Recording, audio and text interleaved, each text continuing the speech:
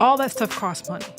All the signs cost money, the design costs money, the coordination, the collaboration, etc. Like someone paid, a huge organization or organizations paid to put the protest on.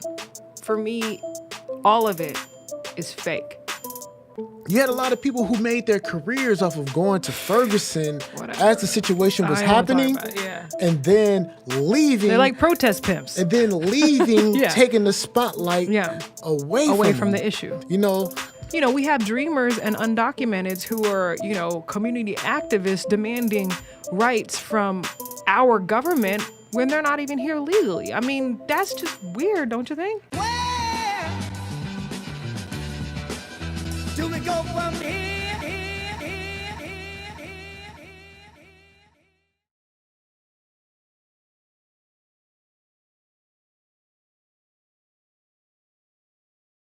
And one of the things that I noticed when I used to attend the Black Lives Matter rallies was the Guy Fawkes mask. Oh, right. The anonymous one. Yeah, right? the anonymous mask. So like I would look around and I would see like various, black guys wearing these masks. I have them on the side of their head and I'm like, yo, fam, you know what that mean? Yeah.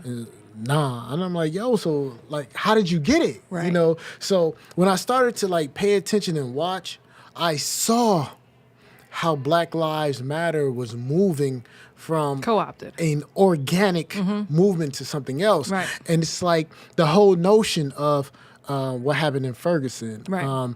The brother Darren Seals, he was an individual called King D, who was a Ferguson protester from the community. Right. He was eventually killed, but you had some black feminists, and I don't know what else to call them, who are on there saying they hope he die and all these other things because he's saying I'm advocating for black people. I'm not with Black Lives Matter. Black Lives Matter is something different from what we're doing in Ferguson. Right. And you had a lot of people who made their careers off of going to Ferguson as the situation was happening, and then leaving. They're like protest pimps. And then leaving, taking the spotlight away from the issue. I got friends down there in Ferguson. Mike Hassel, who works with Mike Brown Sr. And these individuals are out there really doing the work. Right. So it's like when people went to Ferguson and left, they took the spotlight with them. Yeah, I mean, that's the thing that I have an issue with too, and we didn't talk about this, but the NFL protests, right? I've been to a couple of those protests years ago, right?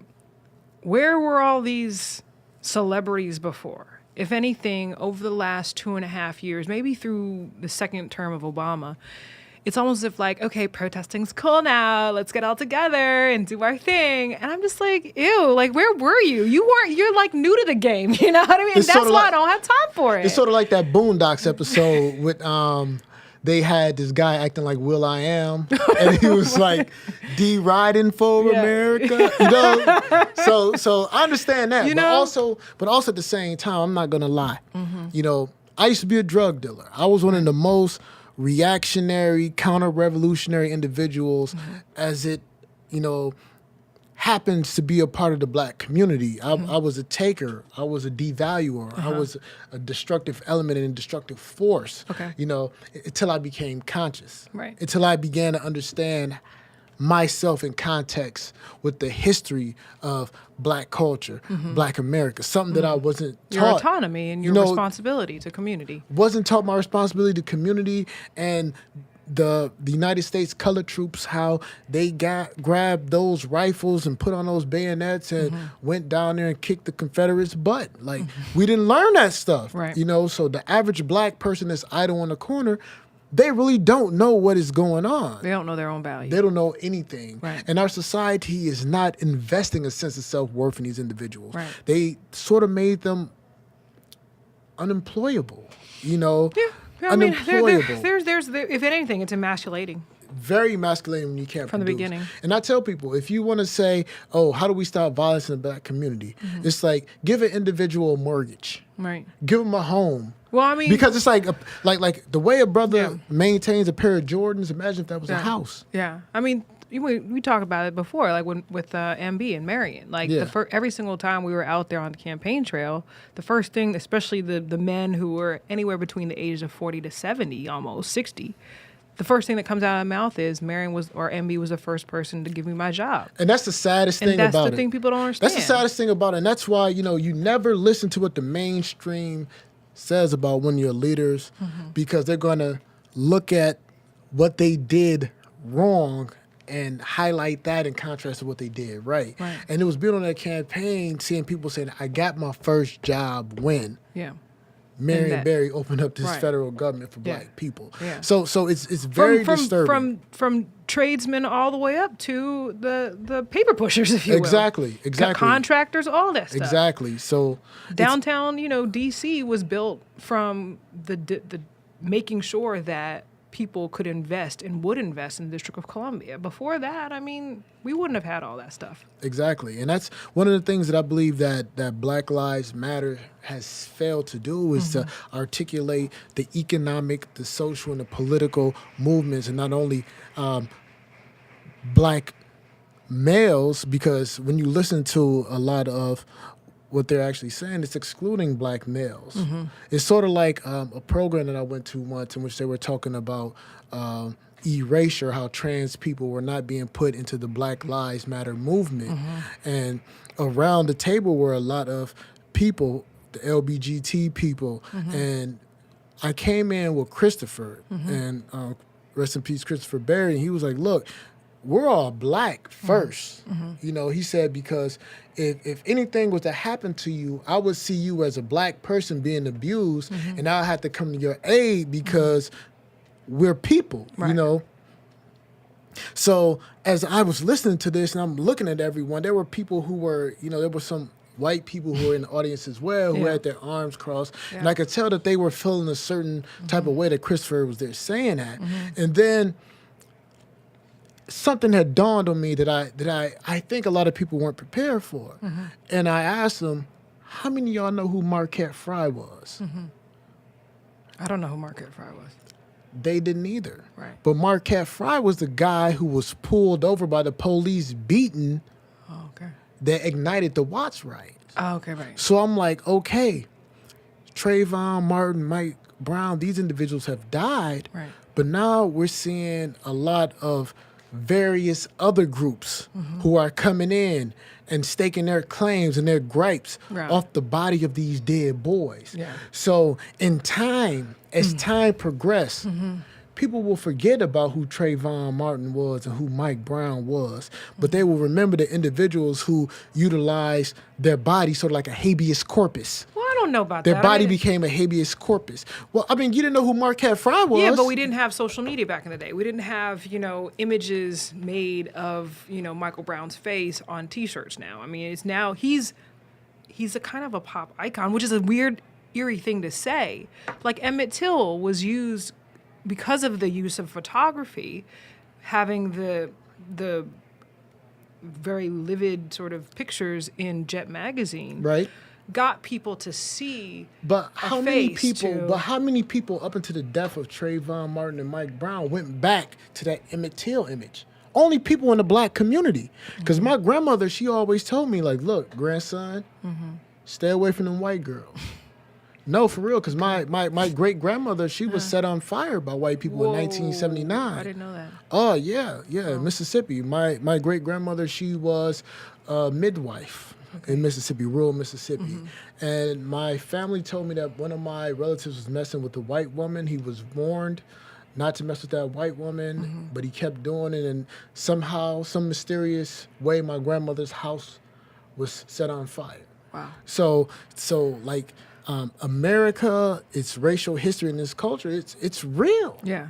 You It has to know, be and- acknowledged and it has to be reconciled. I believe that. Yeah, just because the footage is in black and white doesn't mean it was that long ago. True. Truth. Absolute truth. So anyway, so speaking of which, let's turn to your girls, your women. Hey! How the heck do we reconcile your Women's March? Because I was sure is not a part of it because I'm pro-life. So that is what it is. But we got to not only deal with it last year, but we got to deal with it this year. And that some of that stuff, no, all that stuff, I think is some BS. But what do you see? How do you see that sort of modern use of protest, and I wouldn't call that a riot, but a protest, in the context of our historical civil disobedience? I personally think it's manipulated and it's fabricated and it's not organic at all.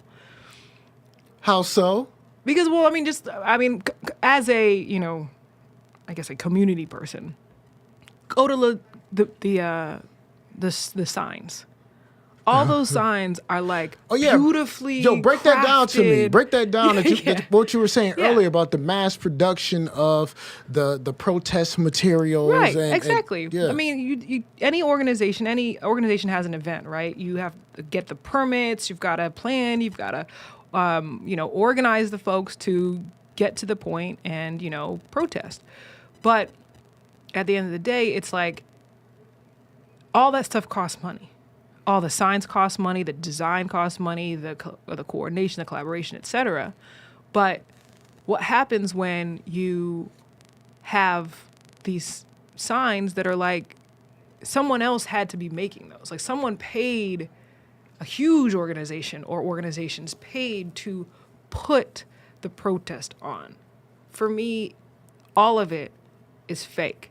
It's not an organic, culmination of people concerned with certain issues. It is, let's stage a protest and we will give you the, accoutrement in order to look as if, those outfits and everything, you know how much those things probably cost in order to create. I'm just saying that when you see real protests, it's like somebody with their marker and, some cardboard or paper that they bought from CVS or Staples. Sorry to plug those places, but you know what I mean? Yeah.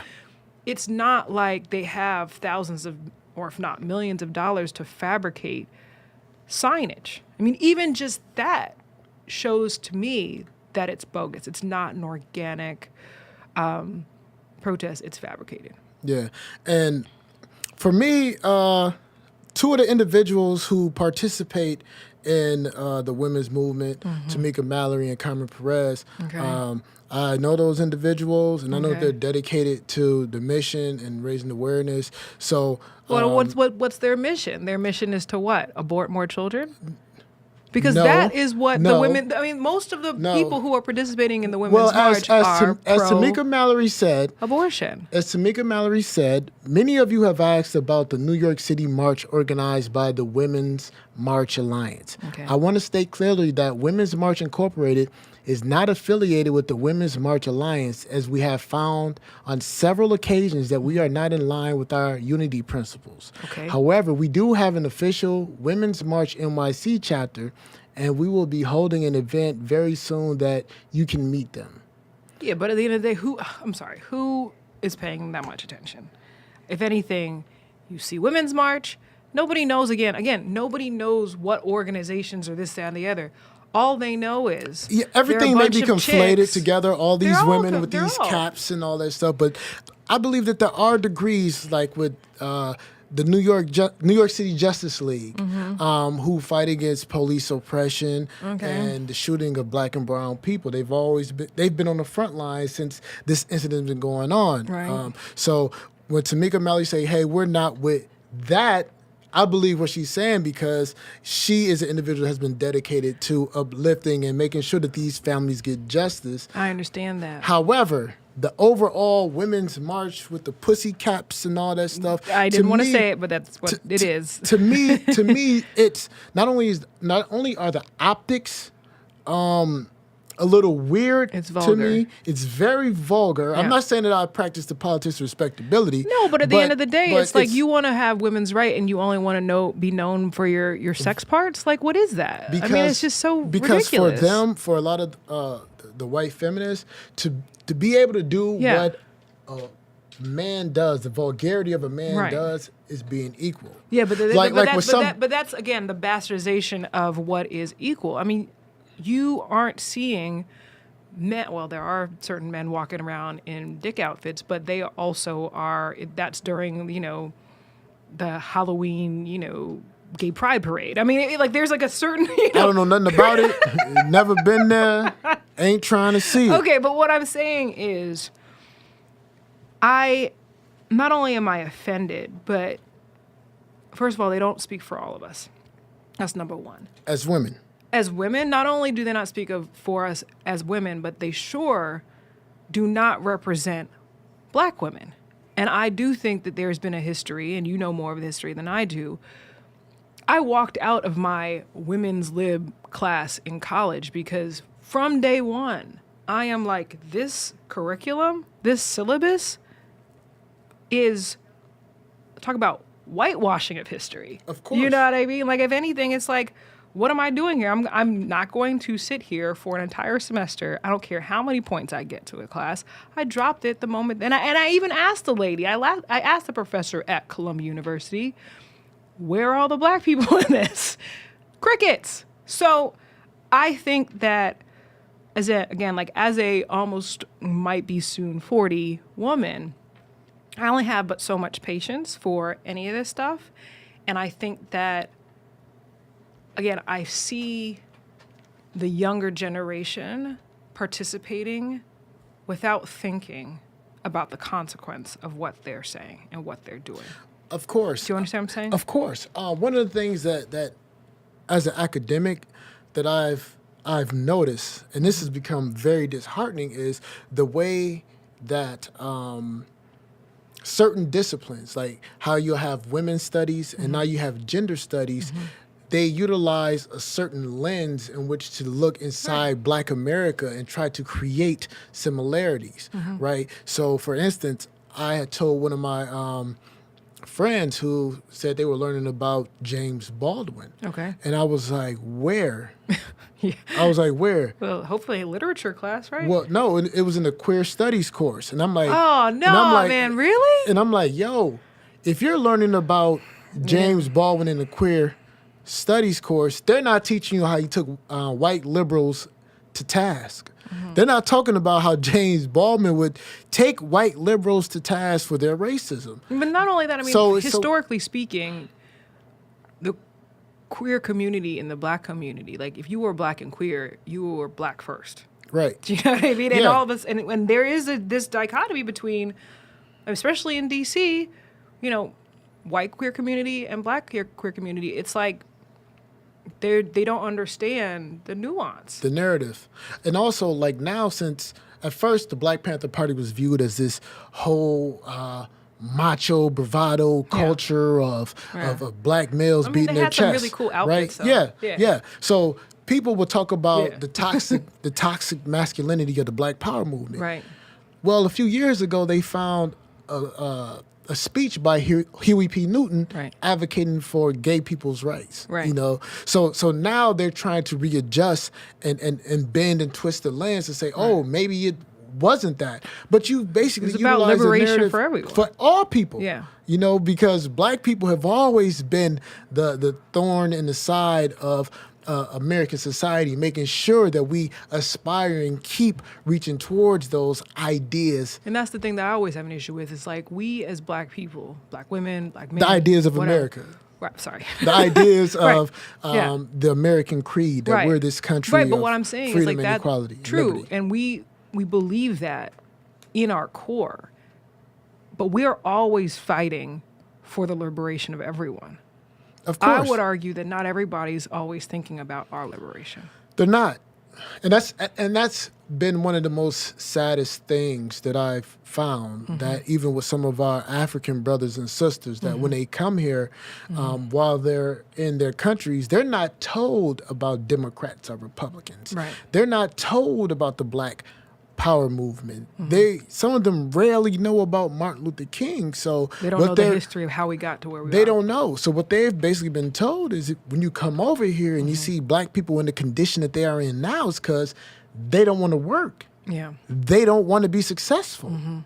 Right? But not that black people stood up to the government when they were oppressing them so that they could have these rights. Right. And so when people come, they don't try to join and assist us in challenging this narrative, what it means to be America. They say, we're going to do the opposite of what the African Americans are doing. Well, they always want to distance themselves from us anyway. But that's how these polemics work in American Yeah. society. Either you're white or you're black. Right. But like in other societies throughout the Caribbean and South America, you know, Right. individuals could get white papers. Right. And in America, basically based upon where you live and how you associate, what school you go to, and your socioeconomic reality, you can have a white existence. You know, like I tell people, Barack Obama had the classic Americana experience with most white people than you did with black people. Well, I mean, similar to mine as well. Similar But- right. similar to Liz's. However, I'm also a descendant Did you of... have to heat your house with an oven before? We cracked it open. Yeah, to heat the house? Yeah, when it was super cold. Okay. We also had it. See, a It lot was of people it was haven't done that. It was an older house. but See, it's a lot of okay. people haven't done that. I mean, But that's yeah. that's an experience that I don't think Yeah. Obama experienced. That, you know, he had. I to mean, he was heat in your house. Hawaii. That's kind of, cheating. He was in Kansas too with his grandparents. That's true. Let's not play these games. Well, but what we're talking about though is like, even though, I grew up in a professional class environment, Black professional class, or black inter- and of Filipino American, because I'm also half Filipino too. I always, first of all, we grew up at Howard. Both my parents worked at Howard, so we never questioned our blackness because that's just what we were surrounded by. We never thought that we were less than. We were surrounded by black greatness. I mean, Exactly. that was just how Black I was excellence. raised. Black excellence, right. Right. That's just how we grew up. So I think that's the reason why I'm so, I guess, amped up with what I have witnessed as a full-fledged adult, in that not only do they question my own personal ability to be successful. I mean, in the democratic world, I have everybody, including especially from whites. It's like we have to have permission in order to have equal footing and equal say when it comes to our community. That's why I was just like, that's not how I was raised. I don't even know what you're talking about. But when it comes back again to how I was raised by my parents, when you're born as a descendant of Americans, especially Black Americans, I don't know what it is, but I do believe there is a spiritual sort of relationship that you have to your ancestors Yeah. that I know lead me. I know they lead me. My ancestors lead me. Right. But can someone like President Obama use that through marriage? Can you acquire that sense of American blackness through marriage? I know that probably could be a whole nother episode on the Obamas and the effects or the lack of effect on our society. But I don't know. I just think that now when we're talking about these protests and we're talking about, our relationship, our citizens' relationship.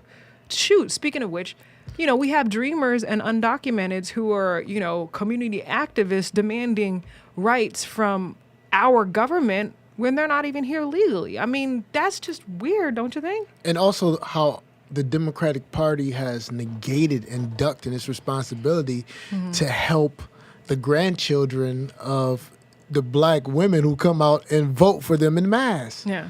Like it's a strange time. Yeah. But like you said, this whole idea of citizenry calibrating, Yeah. Individuals becoming aware to the open manipulation and the exploitation of the Democratic Party. Yeah. For But then me, again, go ahead. well, for me, one of the things that I can say that may be the last vestige of hope for the Democratic Party is Maxine Waters. Why? Why do you say that? I mean, as a Black male growing up in the 90s, when we look at L.A., and when the drugs and Does the she live violence in a was going on. multi-million-dollar home somewhere in LA? Well, in the 90s? Okay. In the 90s when she Yeah. was on ground zero. The 80s and the 90s, she was on ground But zero. she made money somewhere. She was on ground zero calling out Okay. the police. Yes. The CIA and the FBI were bringing cocaine Right. in L.A. So what happened And to she her? also aided Aided the what? brother Ricky Ross Okay. Rick. in trying to help and come up with a commission to get this brother up out of prison when Okay. the government set him up, had him being a cocaine distributor. So what happened to her? What do you mean what happened to her? She's still fighting. Is she the same one that's like impeach 45? Yes, that's her. Do you know the way that it's playing out on the other side is that she's being used. I mean, it's hard for me. She's being used by who? By the Democrat Party, the establishment. You know, I mean, they basically identify, freaking A, man, what happened with Cory Booker last week? Where he's like, you know, chastising the HHS secretary. Kamala Harris. Well, like, that's look, what they it's like do. this. Today is a new day in both political parties because Trump destroyed the Bush family's control of the Republican Party. Yeah, that's so true. there's a whole new realignment that's going on. Was it, The "Can Clintons, you feel the a Clintons, brand new day?" the Clintons in the Democratic Party, That's a jam. and the Bushes in the Republican Yeah. Party, the establishments, the paternal controllers All of those these people parties. are related. Hey, it's a whole new day. Right. And we'll see. We'll see And what we'll happens see. with us. And it's time for us to step up and do what we have to do. All right, man. Well, I appreciate your knowledge, the brain dump, the context that we have in all this. And if anything, it's like we have to really value the fact that American citizens have that right from the moment that we're born and the moment that we acquire our citizenship to be able to use this power that we have in order to affect change. Yeah, and I think a lot of people fail to realize how great it is and how much control that we have as individuals in America to create our destiny. Right. And the saddest thing is that the average black person, they don't know that because the narrative Right. that's being propagated throughout is that basically you're here, you're not a citizen, your vote doesn't count, you're being exploited, you're being manipulated. But then when you start moving Yeah. into different spaces and seeing different things, You you're become a gonna Republican. realize- become a cultural pluralist. Become an individual that's an Yeah, man. outlier that believes in the Independent. advancement of The people. the people Yeah. and the self-preservation of your community. All right. On to the next one. On to the next one.